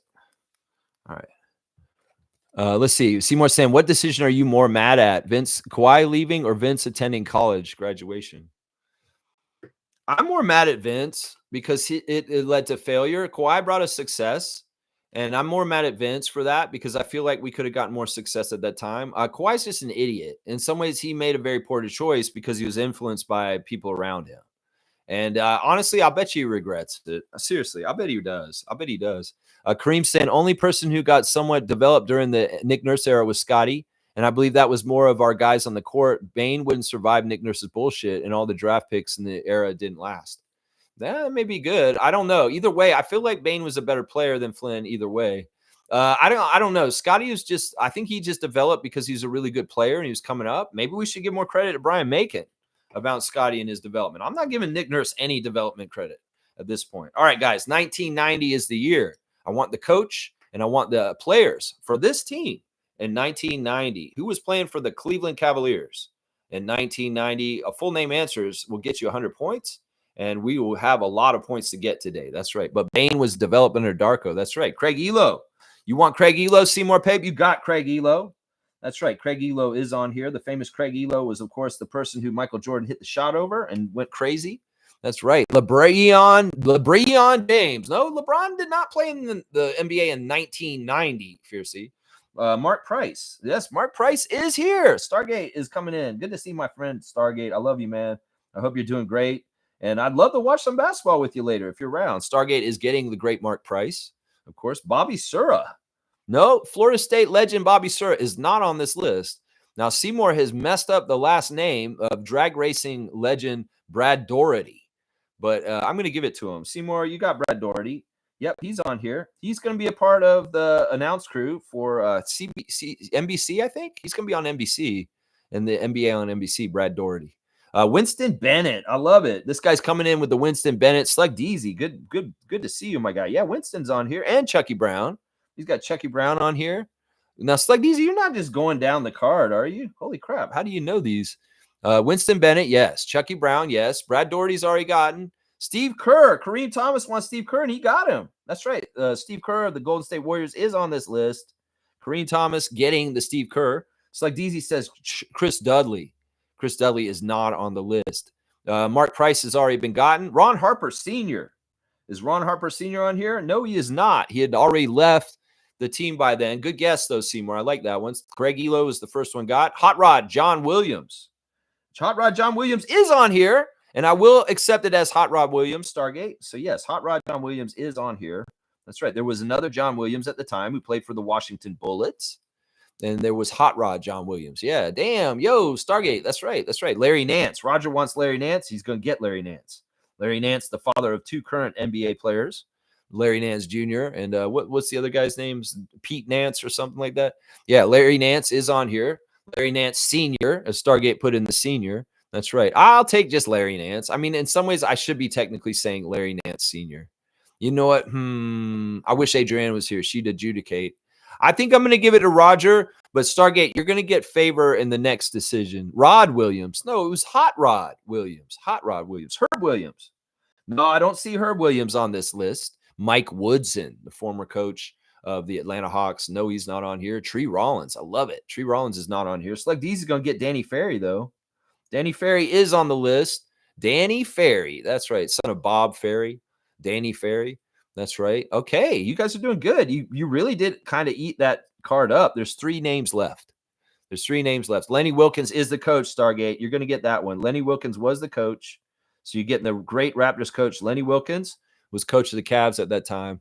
So now we have 2 players that we need to get. I'll give you guys clues on their names. They're a little bit lesser known players. One of these guys, and this, listen to me, Reggie. Listen to me, Reggie, right now. Reggie, you would give it without the senior? Okay, thank you, Adriana. She is here. Adjudication by the trivia commissioner saying she's going to give it to Roger Raymond, even without the senior. Gerald Wilkins is a good guess. Seymour, it's not right. All right, listen to me, Reggie, Smooth Brown Man. This player played his rookie year for the Houston Rockets and then played for the Cavs on this team. This player played his rookie year for the Houston Rockets. And in some ways, his last name is like It's kind of like it's a short form for somebody who gets into trouble. It's a part of a word for getting in trouble. So, yeah, rookie year for the Rockets. Yeah, Sleepy Floyd's a good guess. It's not right. His rookie year for the Rockets was in '89, I believe, and then he was on the Cavs shortly after that, and he showed up on this team. Lenny Wilkins is the coach, Seymour. We got that already. Gary Voci. No, Gary. One of the names on here, let's see. One of the names on here, his last name is the same as I don't know how to do this exactly. Derek Chivas is right. Roger got the name I was just doing. The rookie for the Rockets that came to there is Derek Chivas. That's who I was thinking. Mischievous was the was the word I was saying, getting in trouble. That's exactly right, Roger. All right, the other name, his first name is the same name as Andre the Giant's rival in WrestleMania 1. His first name is the same name as Andre the Giant's rival at WrestleMania 1. And his last name is the first name of former talk show host that smoked cigarettes on stage and yelled at people, and his logo was a mouth. So if you know those two names, you can get it. Darnell Valentine is not right. Darnell Valentine is not right. So who was Andre the Giant's opponent at WrestleMania 1? His first name is the first name of this person. And the last name is the first name of the mouthy talk show host that smokes cigarettes in the 80s and talk trash. Winston Bennett's already been guessed. Seymour, he is on here, but Slugdeezy got him already. Chucky Brown's already been guessed too. So he's already out too. Yeah. The last name on this list, there's only one to get. And that is the one I'm doing right now. Reggie Williams is not right, Roger. Listen to my clues very closely, guys.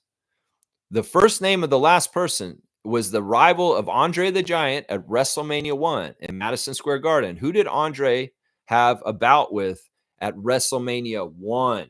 The first WrestleMania. That person's first name is the first name of this person. The second name of the person is the first name of a talk show host in the 80s who smoked cigarettes and had a mouth for his logo on his show. He was just like Phil Donahue, but he was a little crazy. John Morton is right. Seymour figured it out. Big John Studd was the Body Slam Challenge opponent of Andre the Giant. And Morton Downey Jr. was the talk show host that smoked the cigarettes and yelled at people. And he was even involved in wrestling too. So John Morton is the right answer. Seymour Pape got it. So yeah, there's all written out now. There, all everybody's names are on there. You got the whole list. Winston Bennett going to Slugdeezy. Chucky Brown going to Slugdeezy. Brad Doherty, Seymour Pape. Craig Elo, Seymour Pape. Steve Kerr, Kareem Thomas. John Morton, Seymour Pape. Larry Nance, Roger Raymond. Mark Price, Stargate. John Williams, Hot Rod, John Williams, Stargate. Derek Chivas, Roger Raymond. Danny Ferry, Slugdeezy, and Lenny Wilkins, Stargate. Good job. You guys ate up this team card. You guys did the best on this team card out of all the classic card team cards we've done so far in this style. Good job. Y'all know your 1990 Cleveland Cavaliers. I guess it was because it was kind of a fun one, you know what I'm saying? How many points did we tally? Well, each one of you guys get 100 for each one. And I'll add them all up and I'll give you guys the new standings. Yeah. Yeah, that was your era of basketball. I think it's also that this Cavs team was actually pretty well known and successful. We got to remember that was one of the teams that was in the playoffs often. It wasn't a team that was kind of bad. It was in the mix up with the Pistons and the Celtics and the Bulls. And there, of course, was the epic series with Michael hitting that big shot over Craig Elo and going like that, punching. Yeah. Do the Denver Nuggets next. I think we did do the Nuggets card already. I mean, if I go look, I can go and see which teams we've already done. We did the Atlanta Hawks. We did the Dallas Mavericks. Let's see. Where's another one? We did the Denver Nuggets. We did the Denver Nuggets on June the 21st. So the Denver Nuggets card's already been done. LA Clippers, we did them too. So yeah, we've been getting through a lot of the team cards at different times. So yeah. Yeah, but we'll get them every once in a while, and sometimes they're good for me to do when it's like, I'm pretty much done with the stream and, have time, so, might as well do a long card. So, yeah, I'll put in all the totals for how you guys did on it, yeah. Yeah, Brian Stith. Yeah, he was on the Nuggets card, yeah. Stargate saying, "Oh, you did the Hawks too? Wow." Yeah, we did the Hawks, last time, and, I mean, these cards are in there, and I'll get them every once in a while. I mean, they're just different. They're like classic card deluxe. That's right. Cream Thomas saying, who was the other white guy who was good? Not Mark Price. Craig Elo. Craig Elo. Yeah. I mean, Steve Kerr? Maybe. I don't know. Elo. Yeah, it was Elo. Elo was the sixth man. He was like off the bench more times than not as the backups guard forward and stuff like that. Yeah, he was the one who had to guard Michael, and that didn't go well. Did not go well. All right, let me see. Where are we at with different things we're going to talk about? Once again, let me do my main subject for today, which is the FIBA, stuff like that. Recap. They have announced the groups for FIBA European qualifiers for Euro Cup, for World Cup. And Jakob Pertl's group is Group F. And Austria will be playing against Netherlands, Poland, and Latvia. And Sandro Mamu with Georgia, they are in Group A, and they will be playing against Denmark, Ukraine, and Spain. So, yeah, when they have the schedule out and the times for those games, I will definitely be watching them on Discord. You can watch them with me. I'm all about watching these kind of games on Discord right now. Now, also, Team Canada is taken to the court today against Venezuela in the beginning of the AmeriCup. And the game starts at 5 p.m. this afternoon, I think. It's either 5 p.m. or 6. Well, I'm going to be watching it live on the Discord. So come and watch Leonard Miller, Keyshawn George, Trey Bell Haynes, and the rest of the crew play against Venezuela tonight. Team Canada basketball live on the Discord. You can watch it with me. And then CBL playoffs immediately after that with Scarborough versus Niagara and Calgary versus Winnipeg. So, yeah, triple header of basketball on the Discord, on the Raptor Freak Discord. You can watch it with me tonight. That's right. That's right. Let's go. Stargate saying Dominique and Kevin and Doc Rivers and John Battle and Spud Webb. Yeah, Randy Whitman wasn't on that card. Randy Whitman was not playing for the Atlanta Hawks in 1990. I don't think. I don't know. Seymour saying, is Oshai ahead of Battle on our roster? Yes. Oh, yeah. Yeah, Oshai's a couple years in. He's like going in his fourth year this year, I think. He's in his fourth or fifth year.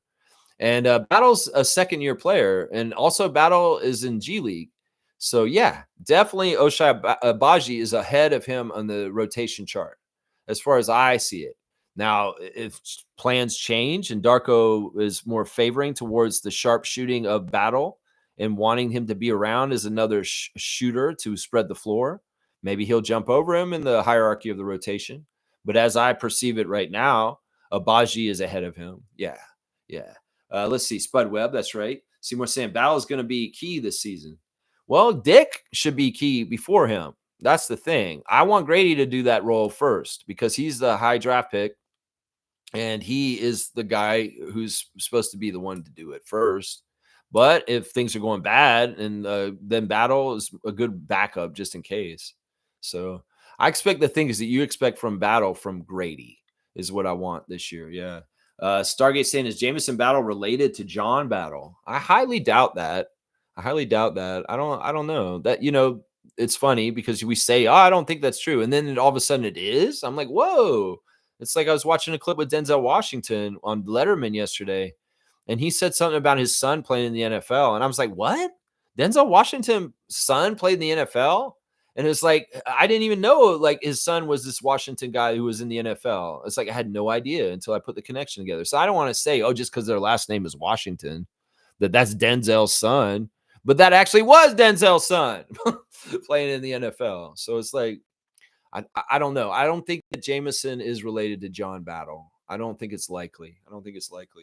Stargate saying is Kareem saying, sorry, Bob Sura was the white guy I was thinking of. Bob Sura, I'm very familiar with Bobby Sura because he's Florida State. And I was around Tallahassee when he was around Tallahassee. In fact, I think we were going, like he was at Florida State right around when I was at Florida State in my undergrad. Because back then we had guys like George McLeod, Doug Edwards, Charlie Ward on our Florida State basketball team. Bob Sura was one of the most important players in Florida State basketball at that time too. And I remember a story where one of my guys who played on my team that I coached and ran in Tallahassee in City League, my friend Brad, he went down to play pickup ball at FSU campus, and he was playing with Bobby Sura because Bobby was there, and Bobby was kicking his ass. It was so funny. And Brad came back to our practice. He's like, "Man, I was playing with Bob Sura, man. He's so good." He's like, "He kicked my ass so bad." So there's a little bit of connection there with Bobby Sura and myself, just from Florida State and Tallahassee, and being at the school at the same time. Let's see. Seymour saying they have Grady at the 2 and Battle at the 3. Yeah, that's accurate. I would say that. I mean, Battle really put on some good weight last year and muscle, a little bit better than Grady in some ways. And Battle's been playing 4 at times. Grady kind of shadows 2 and 3 at his position, but Battle shadows 3 and 4 more. So he is a little bit of a slight bigger player in some ways. Coquette's saying, yeah, David Washington played in the NFL, then moved on to acting. Yeah, I had no idea that Denzel's son was in the NFL until I saw this interview from Letterman from a while back. You know, it's pretty cool. Yeah, Seymour saying, wasn't he playing with Terrell Brandon, though? Yeah, it was later. This Cavs team that was on this card was really much the 80s team still. I mean, I'm surprised Ron Harper Sr. isn't on here. He may have already moved on towards he probably on the Clippers at this point. But yeah, there was a transition from the Mark Price era, and Mark Price actually did play with Terrell Brandon for a little while, but that team changed, and people like Randolph Keys and Gerald Patio. Yeah, I'm bringing out some old Cleveland names. And Bobby Sura, they were all kind of on the team at the same time. Bobby Phils, he's another guy that was around the Cavs at that time. Bobby Phils, of course, rest in peace, died in that car wreck racing to the Charlotte Hornets practice facility, racing with David Wesley, point guard, and wrecked his car on the way and died in a tragic car wreck. But yeah, he was on that Cavs team too, Bobby Phils. And they had Chris Mills. I remember because they had Mills and Phils in the starting lineup. I'd look at the box score for the Cavs and I say, oh, Phils and Mills and Tyrone Hills. Yeah, we would be NBA nerds for NBA 90s era stuff. I mean, I kind of, in some ways, talking about it like this and going over like rosters and the history of the NBA, in some ways, this is how I bonify myself as far as like, yeah, Lex knows what he's talking about. He knows who Randolph Keys is. Shit like that right there, man. Yeah, shit like that. Let's see. Stargate saying Bobby Sura was very athletic. He and Dan Marley were very similar. Dan Marley played with Bobby Sura in Cleveland for a little while too. There was that trade that Phoenix did, and they sent Dan Marley to the Cavs, and he was playing with Terrell Brandon also. So it's like, yeah, that Mark Price era morphed into Terrell Brandon era, and that was more like with Dan Marley and Bob Sura and Randolph Keys. Sean Kemp, that's right. He was a Cav for a little while there too. That's right. That's totally right. Totally accurate. All right, good stuff. Raptor Freaks are on their stuff, man. I know this has been a strange stream. I went pretty deep on the politics today. I hope that there was something that I said today that may have struck a chord or maybe allowed you some insight or the seedlings of maybe some direction that you may need to go to in your life. Seriously, let's not wait. If you had a reaction to what I said and you had inspiration to go do something, do it immediately. Like, seriously, we can't wait for this. There's no procrastination with what's happening right now. We got to be ready in the moment for when decisions need to be made to be smart. And in some ways, if you're on your toes and you have contingency plans, you can have ways to deal with things if you're facing them at a certain point. So in some ways, it's dark, it's grim. But listen, empower yourself with love, empower yourself with the ability to share your perspective in a way with yourself that's positive and allows for you to have joy. Listen, there's people that get subjugated and thrown in jail and they don't see the light of day. You can think of a story like Nelson Mandela and how he was falsely imprisoned for so long under the system of apartheid. But there was joy in his heart, even in that cage, even in that room, that he couldn't get out. And in some ways, he was powerful inside that room, no matter what. We're going to have to, we're so spoiled as a society with our conveniences and our fast, DoorDash and this and everything. In some ways, the tipping point is going to happen, and we're going to have to not be so living cushy. There's going to be some uncomfortableness, and your level of how uncomfortable you're going to be may be determined by how prepared you are. Let's just put it that way. So I feel like, once again, community is key, and getting together on the same page and unity and having an empathetic, loving spirit will win in all the end. Yeah.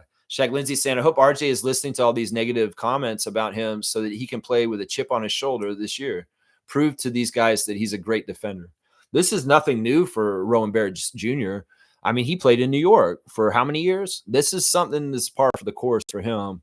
There's not been a period of time since RJ got in the league as a rookie where he hasn't been over scrutinized and absolutely looked at underneath a magnifying glass. So yeah, I know this is motivation for him. It always has been. And I don't think that any of the noise now could be any worse than some of the stuff he heard when he was in a Knicks uniform. You mean the Knicks nation was really mean to him in some ways and really over scrutinizing him. And Raptors nation is to an extent too, but we're not half as bad as how they've done it. So I know he does see this and he uses it. He does. And I know that he's very much, Shaq Lindsay, focusing on his defensive side and improving it. And he does have things to prove. So I think exactly what you're saying is going to happen. Seriously, he'll come out there and, being lined up with Jakob and Scotty and other guys on the team that are really good defensively will make him look better too as a group.